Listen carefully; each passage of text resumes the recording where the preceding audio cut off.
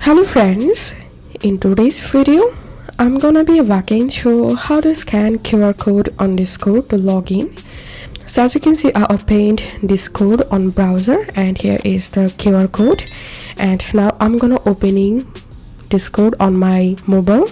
So right now I'm in my Discord mobile app and now I'm tapping on my profile icon to the bottom right corner and tapping on scan QR code. Allow,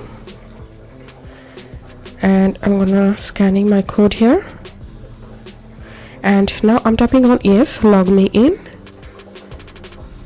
start talking, and that's how you can scan QR code to log in into your Discord account. If this video helped you, give a thumbs up and please consider subscribe to how to do it. Thank you for watching.